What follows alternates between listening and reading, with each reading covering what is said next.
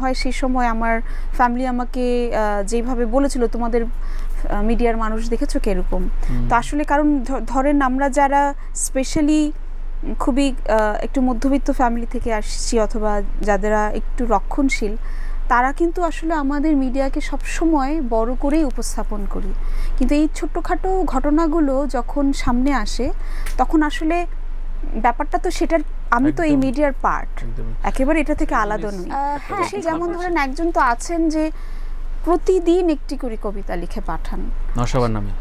হ্যাঁ, এটা আমার কাছে ভীষণভাবে আমি খুবই অবাক হই যেটা কিভাবে সম্ভব। আমি অ্যাকচুয়ালি সত্যি কথা বলতে আমি তাকে কখনো সেটা জানতেও চাই না, কারণ আমার কথা হচ্ছে তার ফিলিংসটা, তাকে আমি সম্মান করি, সেটাই সেভাবেই থাকে। আমার কাছে এটা একেবারেই খুবই বিশেষ, কারণ আমি মনে করি যে এই যে এত কিছুর ফাঁকে একটি মানুষ তো আসলে দুটো লাইনও লেখে না, সেখানে যে সে 4টি লাইন অথবা 5টি লাইন প্রতিদিন লিখছে এবং ছবি সহ দেয়, মানে এক একটা ছবি নিয়ে নিয়ে লিখে আর কি, ভীষণ ভালো।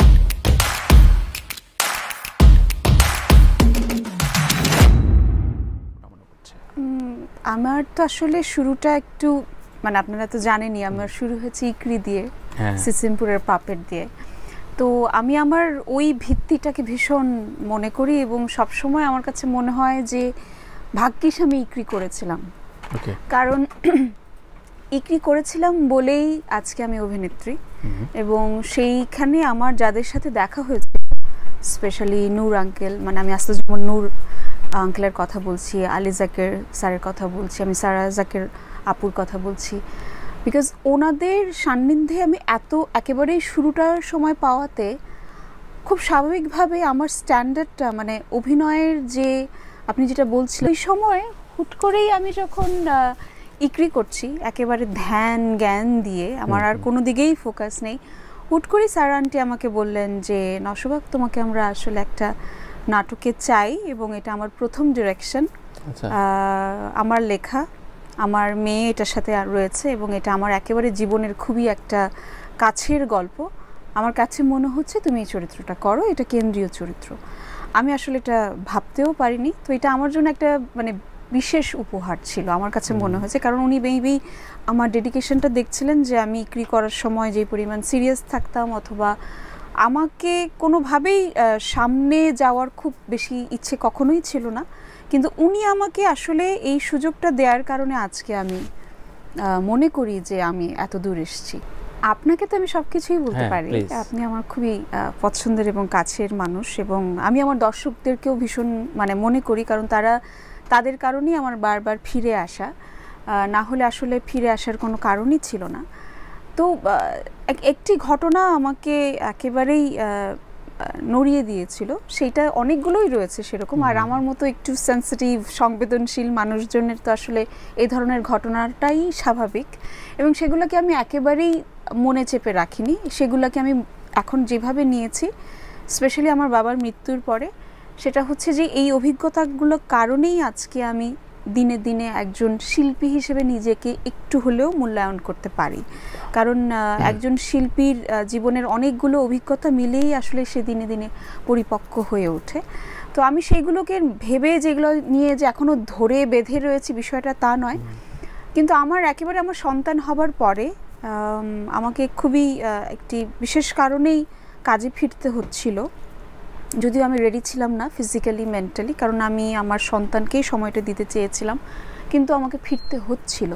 তো সেই সময় একজন ডিরেক্টর আমাকে কথা দিয়েছিলেন যে উনি আমার সন্তানকে, মানে আমি যেহেতু আমার বাচ্চাকে ফিট করাতাম, সো আমি তাকে নিয়ে যেতে পারবো, কিন্তু সকালবেলা যখন গাড়ি আসলো তখন উনি আমাকে বললেন যে আপনার সন্তানকে নিয়ে যাওয়া সম্ভব না। এখন সন্তানকে নিয়ে যাওয়া সম্ভব না, কারণ আপনি, আপনার সন্তান যাবে, কিন্তু সাথে আর কেউ যেতে পারবে না।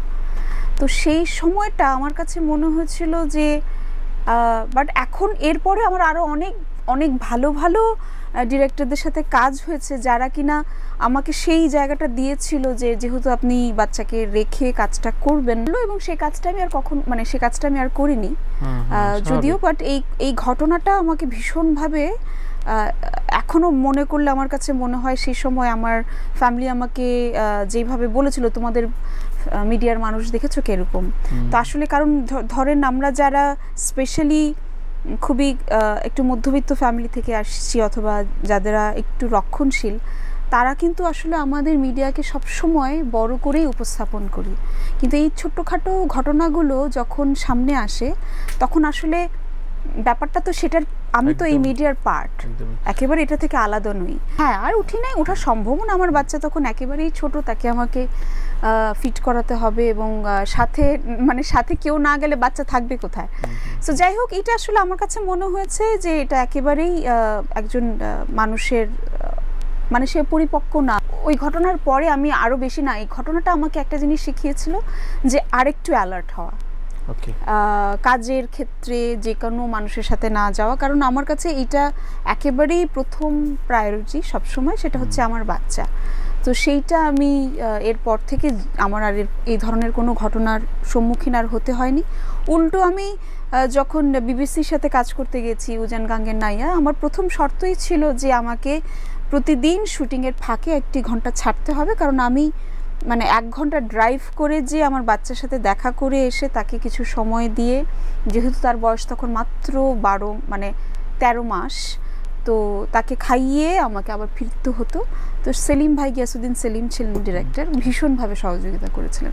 দেখেন, আমার তো অনেক ফ্যান ট্যান নাই, আমি এটা জানি, কিন্তু যারা আছেন, না সত্যি সত্যি, কিন্তু যারা আছেন তারা ভীষণ অথেন্টিক। একেবারে ধরেন আমি প্রথম যেদিন ক্যামেরা ফেস করছি সেদিন থেকে নিয়ে এখন অবধি আমার সকল ধরনের ট্রান্সফরমেশন, আমার সকল ধরনের উঠান, আমার সব কিছুর সাথে তাদের কখনো ভালোবাসার ঘাটতি দেখিনি আমি। হ্যাঁ, যেমন ধরেন একজন তো আছেন যে প্রতিদিন একটি করে কবিতা লিখে পাঠান নশাবার নামে।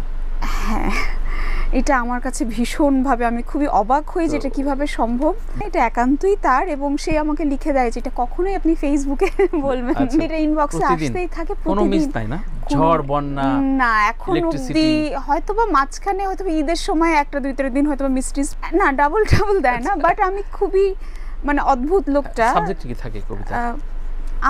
আমি না প্রেম না, আমি কেমন, আমার কি তার ভালো লাগে, আমি মানুষ হিসেবে কেমন, আমি একটি অনুষ্ঠানে গিয়েছি, আমি কি কালারের ড্রেস পরেছি সেটা নিয়ে একটি কবিতা, আমার ছোট টিপ নিয়ে একটি কবিতা। আসলে সত্যি কথা বলতে আমি তাকে কখনো সেটা জানতেও চাই না, কারণ আমার কথা হচ্ছে তার ফিলিংসটা, তাকে আমি সম্মান করি, সেটা সেভাবেই থাকুক। আমার কাছে এটা একেবারেই খুবই বিশেষ, কারণ আমি মনে করি যে এই যে এত কিছুর ফাঁকে একটি মানুষ তো আসলে 2টো লাইনও লেখে না, সেখানে যে সে 4টি লাইন অথবা 5টি লাইন প্রতিদিন লিখছে এবং ছবি সহ দেয়, এক একটা ছবি নিয়ে নিয়ে লিখে আর কি।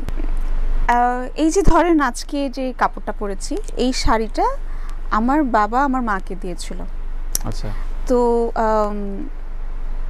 এইটা সেদিন আমি জাস্ট হঠাৎ করেই আমার ইমোশনালি, যেহেতু বলছেন সেই কারণেই বলা, সেটা হচ্ছে যে আমি সাধারণত কস্টিউমের স্পন্সর চাইলে সেটা খুব সহজে পাই না, কারণ যেহেতু আমার না এটা খুব স্বাভাবিক, এটা নিয়ে আমার কোনো খুব বেশি অভিমানও নাই, কারণ আমি বুঝতে পারি যে এইটার জন্য একটা ফলোয়ার লাগে, একটা ধরনের ফ্যান বেজ লাগে, কারণ যেটাই হোক না কেন, ধরেন আপনার যেই আমাকে কস্টিউমটা দিচ্ছে অথবা যে আমাকে মেকআপটা করবে, তার তো আসলে সেই পরিমাণ একটা ভিউর ব্যাপার রয়েছে, রাইট? সো আমি যেহেতু খুব কম জায়গায় যাই, তো খুব বেশি কাপড় জামা নিয়ে আমার খুব নাই, কিন্তু একটা সময় ছিল আমার মেয়ে হওয়ার আগে আমি আমার নিজের কাপড়গুলো প্রতিটা নিজেই শখ করে বানাতাম। তো রিসেন্টলি প্রথম আলোর একটা অনুষ্ঠান হবে, তার আগে কিছু অনুষ্ঠান, মেঘনা কন্যার রিলিজ, তো আমি একটা ভীষণ চাপের মধ্যে পড়ে গেলাম যে আমাকে তো একটু আমি তো এমনিতেই ওই খুবই উল্টোপাল্টা ড্রেস আপ করে ঘুরে বেড়াই, যেটা একেবারেই প্রেজেন্টেবল না আমার মায়ের ভাষায়, ক্যামেরার সামনে, তো ব্যাকপ্যাক নিয়ে ঘুরে বেড়াই। তো আমি খুব একটা চাপের মধ্যে পড়ে গেলাম যে ও আচ্ছা, তার তো আমাকে এখন একটু কাপড় জামা বানাতে হবে। তো তখন আমি ভাবলাম যে না, এত ঘোরাঘুরির মধ্যে যাব না, আমি হয়তোবা কয়েকজনকে নক করে দেখি। তো দেখলাম যে তারা খুবই বিনয়ের সাথেই আমাকে বুঝালেন যে এটা আসলে সম্ভব না। তো আমি তখন বুঝতে পারলাম যে তাহলে আমি করবোটা কি, কারণ আমাকে তো কতগুলো আর মায়ের শাড়ি পরবো, আমাকে তো ঠিকঠাক মতো যেতে হবে। তো তখন আমার মা আমাকে বললেন যে চারুকলায় যে পড়াশোনা করছিস সেগুলো কি সব ভুলে গেছিস অভিনয় করতে যেয়ে? তো তখন হঠাৎ করে আমার মনে হলো যে তাই তো, আমার তো একটা গুণ ছিলই যে আমি তো পারতাম। তো সেই জায়গা থেকে আমার কিছু পুরনো শাড়ি নিয়ে বসেছিলাম, তো যেই শাড়িটাই আমি হাত দিই সেই শাড়িটাই আমার মা বলে এটা তোর বাবার দেওয়া। তো আমি না একটু অবাক হচ্ছিলাম যে মা সব শাড়ি কি বাবার দেওয়া, মানে বলে না, এটা অবাক করা বিষয় হচ্ছে যে তোদের দুজনের কালারের পছন্দটা একই, মানে আমি যেটাই হাত দিচ্ছি সেটাই আব্বু তাকে পছন্দ করে দিয়েছে আর কি। এটা আমার কাছে সবসময় মনে হয় যে এবং ধরেন এখনো যেটা পরে আছে আমার কাছে মনে হচ্ছে যে আব্বু দিয়েছে, আমি অনেক দিন পর নিজের জন্য কিছু একটা বানিয়েছি, ড্রেস ডিজাইন করা আবার শুরু করেছি নকশাবাজ লাইট নামে। সো সেটাও তার প্রেরণাই। এবং আমার বাবা সবসময় আমাকে বলতেন যে তোমাকে সাদাতে খুব স্নিগ্ধ লাগে, তো আমি এরপরে সাদা পরা কখনোই ছাড়িনি। কিন্তু এই শাড়িটা যখন দেখলাম তখন আমার মা আমাকে দিয়ে বললেন যে এই শাড়িটার সাথে তোমার বাবা আমাকে সবসময় বেলি ফুল পরতে বলতেন। তো এই তো মানে আমার কাছে